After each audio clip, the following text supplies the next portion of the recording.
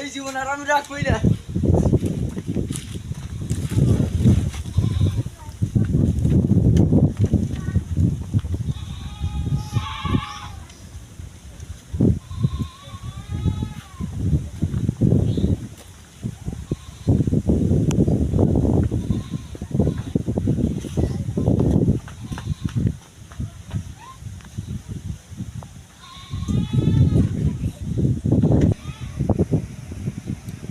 এ ভাই কি করতেছেন? দাঁড়ান দাঁড়ান দাঁড়ান দাঁড়ান দাঁড়ান এ ভাই দাঁড়ান দাঁড়ান দাঁড়ান দাঁড়ান দাঁড়ান। আরে ভাই আপনি ফাঁসি নিতেছেন কেন? আর কই না ভাই, বন্ধু বান্ধব সবাই পাস করছে আর আমি ফেল করছি। বাইতে দিকেও গেল পারে আর ভাই নানান কথা কই মুখের পোলা ফেল করছে, সারাদিনই ঘুরে বেড়ে গেছেন, ফেল করবো না কি করবো টাউট। আমি আর আমার এই জীবন রাখবো না। আরে দাঁড়ান ভাই, শোনেন শোনেন শোনেন, আমার কথাটা শোনেন।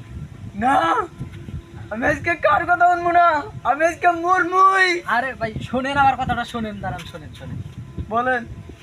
আরে ভাই, বললে কি সব কিছু সমাধান হয়ে যায়? আপনারা যে কথাগুলো বলছে, এর দাঁত ভাঙা জবাব কে দিবে? এর পাশে কে রুখে দাঁড়াবে? আর আপনার দেখা দেখি যে মানুষগুলো মারা যাবে, আপনার দেখা গেছে আরও অনেক মানুষ ফাঁসি নেবে।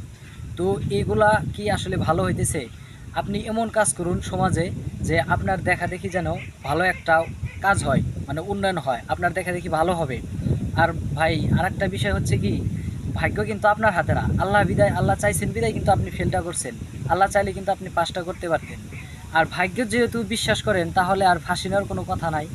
আর একটা বিষয় যে দুনিয়াটা হলো ক্ষণস্থায়ী, যদি চিরস্থায়ী হতো তাহলে আপনি ফাঁসি নিয়ে হয়তো এভাবে দিনটা হয়তো কাটাই যেত, কিন্তু আল্লাহ তাআলার কাছে হিসাব দিতে হইবে।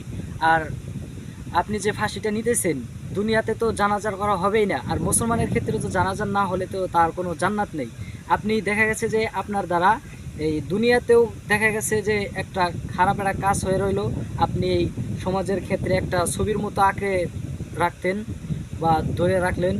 যেমন ধরেন, আপনার কথা সারা জীবন মনে রাখবে, বলবে যে অমুকের পোলা পাশ করে নিয়ে বিদায় ফেল করছে। আপনার দেখা গেছে আর অনেক মানুষ এরকম নিজের কাছে একটা দুঃখজনক একটা ফিল করে দেখা গেছে সেও ফাঁস নিব যে আরে আমি ফাঁস করতে পারলাম না, নানান কথা বলতেছে লোকে, তো আমও মারা যায়। দেখেন ভাই, আসলে যারা ফাঁস নিয়ে মারা যায় তাদের জন্য জান্নাত হারাম হয়ে যায়। তো আপনারা এমন কাজ করেন না যে মুসলিম হয়ে যে আপনার দ্বারা যেন সমাজে অকল্যাণমূলক কাজ হয়। সরি ভাই, আমি আর কখনো এরকম কাজ করব না। আর আপনি একটা কথা ঠিক বলছেন যে ফাঁস এবং বিষ খেয়ে মারা গেলে জান্নাত হয় না। আপনি আমাকে জাহান্নামের হাত থেকে বাঁচালেন। আচ্ছা যাই হোক, ভাইটা তার নিজের ভুল বুঝতে পেরেছে এবং সে একটা খারাপ কাজ করতেছিল, এই কাজ থেকে ফিরে আসছে। তো আপনারা ভুলে কখনো এই সমস্ত কাজ করবেন না। আর একটা জিনিস খেয়াল রাখবেন যে একটি দুর্ঘটনা সারা জীবনের জন্য কান্না।